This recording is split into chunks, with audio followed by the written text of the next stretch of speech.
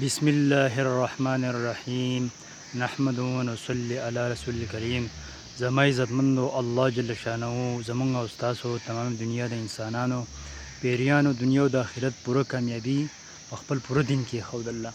پوره دین به زمونږ او ستاسو په ژوند کې راځي د نبی صلوات و سلام په مبارک محنت سره او د ختم نبوت په برکت سره. دا مبارک محنت زمونږ د ټولو مسلمان ذمہواري ده. چا چې دا کلمه ویله لا اله الا الله محمد رسول الله، نو هغه د دې مبارک محض ذمہوار دی. په خپله به ښه کوي، نور به ښه ورته رابلي، په خپله بد نه کوي او نور به د بدو نه منع کوي. زما عزتمندو، موږ او تاسو له الله جل شانه دین را کړلی او د دین محنت یې را کړلی. په دین کې او د دین په محنت کې زموږ دنیا او د آخرت کامیابي ده.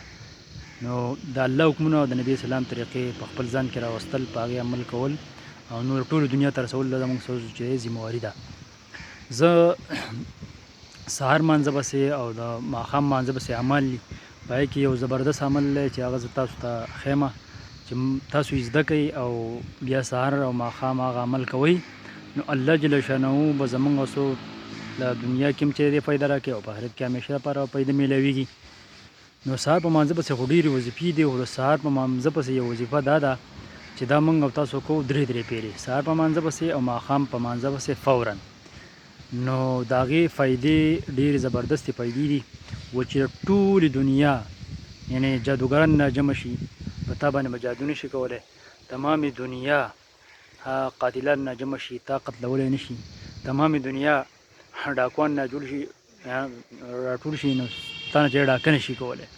او ستا دواګانې به خامخا قبلېږي او په آخرت کې په الله لازمه ده و چې دا بنده راضي کوي. څوک چې یعنې دا کلمات چې سهار په مانځه پسې او ماښام مانځه پسې په فرضو پسې درې پیرې وایي. دوا موږ او تاسو یې زده کړو او نورو ته یې د الله د رضا لپاره د رسولو کوشش وکړو.